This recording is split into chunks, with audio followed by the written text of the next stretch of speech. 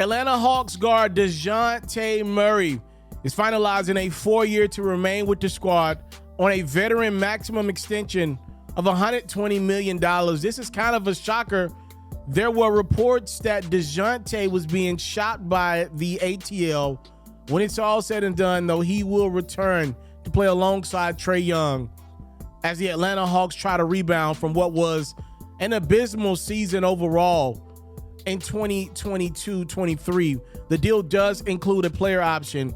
And I got to be honest with you, this won't get talked about much, but I'm looking at 4 years for $120, $30 million a season for a guy like Dejounte. That's a very capable guard in this league. Again, just 2 years removed from being an all-star with the Spurs. That's a really good deal to me. I mean, look around the league. I mean, look, I'm not saying Dejounte's better than LaMelo Ball, but if LaMelo makes an all-NBA team, he's going to be making $260. Do you really believe LaMelo is double the player that Dejounte is? I'll take it a step further. Look at a guy like Tyler Herro. Tyler makes $31 million a year. Do you really believe Tyler Herro is better than Dejounte Murray? Is he asked to do more for Miami than what Dejounte will be asked to be for Atlanta? Atlanta needs him to be great. They don't need him to be okay or good. They need Dejounte to be great. And if you would have asked me a year ago when Dejounte was still in San Antonio, what would his next deal be, considering the fact that he was coming off of that all-star run, I would have thought he would have been right there in the $40, $50 million ball club. You get him for $30 million a pop, to me, that's a really good deal for a guy when he's clicking on all cylinders, is a really good player.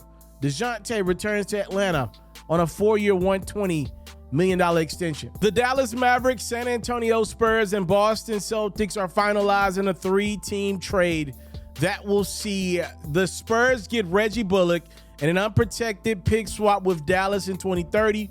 Boston's going to get multiple second-round picks, and the biggest piece to this trade thus far is none other than Dallas getting Grant Williams. And once he gets to Texas, he will be finalizing a 4-year, $53 million deal. Technically, it is a sign and trade with Boston and Dallas for Grant. Grant obviously heavily involved in the NBA's player union. Shout out my Vol for life. A guy that had low expectations coming into the league, a great college player, is coming to the league and made a name for himself on and off the court. One of the NBA's tough dudes, plays hard no matter what, and now he gets his big payday, at least the first one, with the Dallas Mavericks. I don't know exactly how he will fit in a locker room alongside Luka Doncic and Kyrie Irving. I hate that it couldn't work out with Boston. The reality is Kristaps Porzingis is taller than Grant Williams. That's the truth of the matter. Grant can't be what Porzingis can potentially be for Boston, and the Celtics are out of money. What really sucks, and what I really was thinking about as this deal got made, it was inevitable that Grant wasn't going to be back in Boston, but I got to thinking about Ime Udoka. And we don't say this enough because I know it's not really trendy to talk about people's personal lives, and I'm not going to go too far in this, but what I was just thinking about is, man, Ime really blew this, man.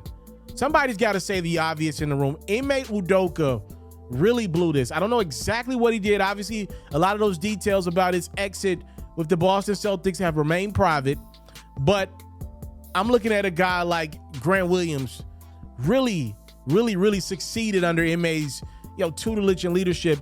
Grant really found himself pretty much on the bench for this year's playoff run for Boston. Obviously it fell short in the Eastern Conference Finals. The reality is, Boston's new head coach couldn't figure out ways to use Grant the way their old head coach did. And, seeing Grant leave Boston, a place that I think that fan base would have loved to have somebody like that. It's a high character dude.